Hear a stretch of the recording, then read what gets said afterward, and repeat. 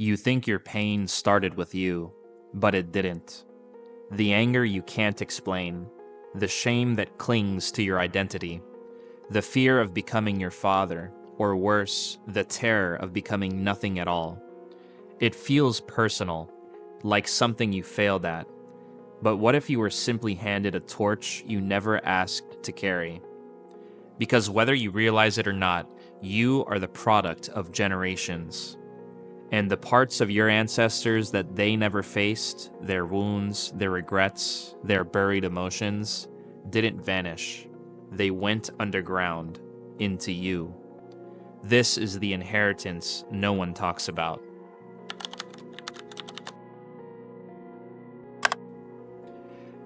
Carl Jung called it the shadow, the dark half of the psyche.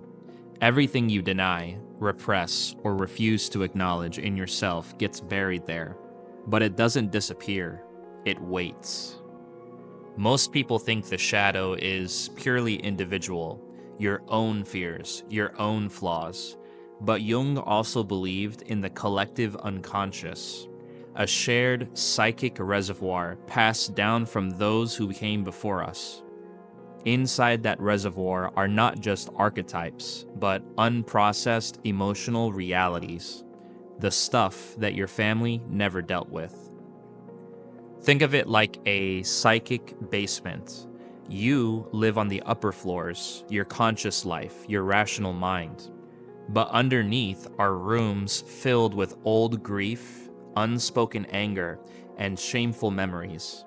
Not just yours, but theirs. Your ancestors pushed it all down so that they could function, and now you're the one hearing the footsteps at night.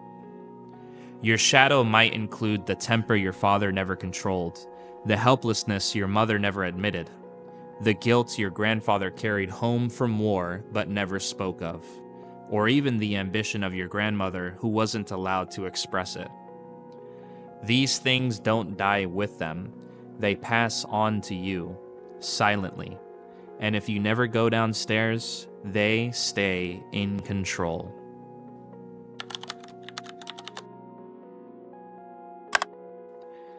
Modern science is catching up to the ancient truths. Epigenetics shows that trauma doesn't just shape the mind, it can alter gene expression.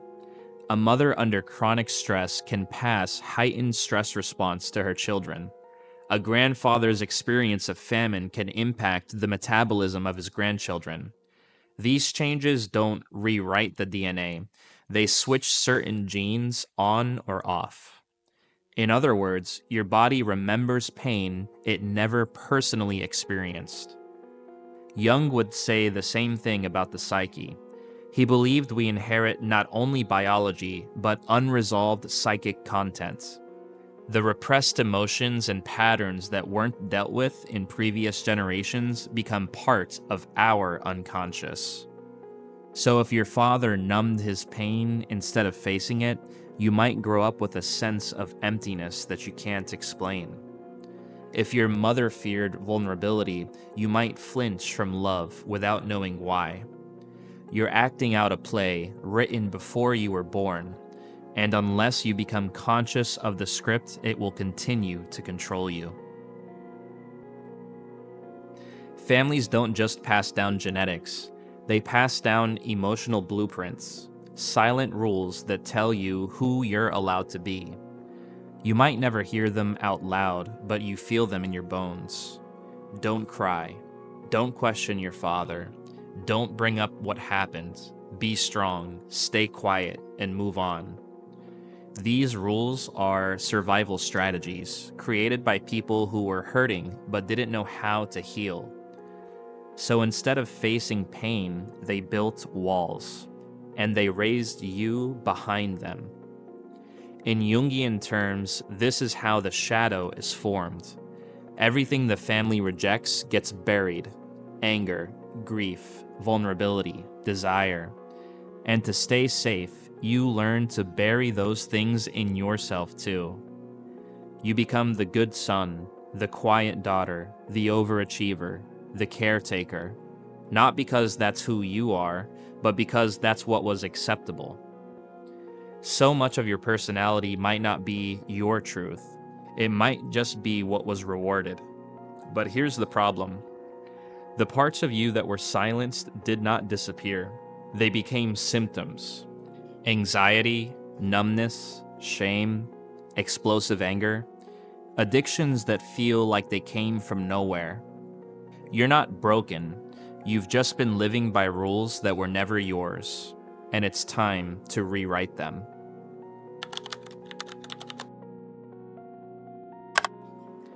Left unexamined, the shadow becomes fate. You repeat patterns without understanding why. You sabotage relationships. You become emotionally numb. You self-medicate. And somewhere inside, a voice whispers that this is just who you are. But it's not.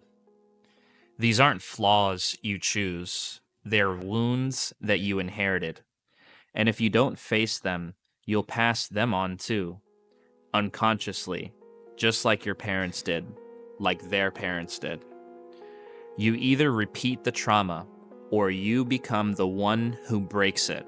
There is no third option.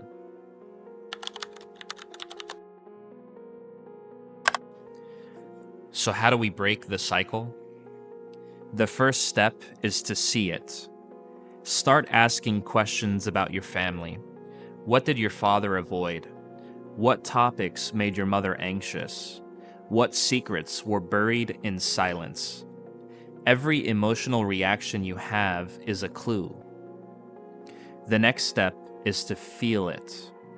This part hurts, but let the memories rise. Let the emotions come. Journal, meditate, reflect, and let your dreams speak, as they often carry the messages the conscious mind avoids. The body and soul remembers what the mind tries to forget. And the third step is to integrate it. This is where the real transformation happens. Instead of denying the rage, name it. Instead of running from the fear, listen to it. Bring it into the light, because what you don't make conscious controls you. Jung said it best. You don't become enlightened by imagining figures of light, but by making the darkness conscious. This is the difference between surviving your past and transcending it.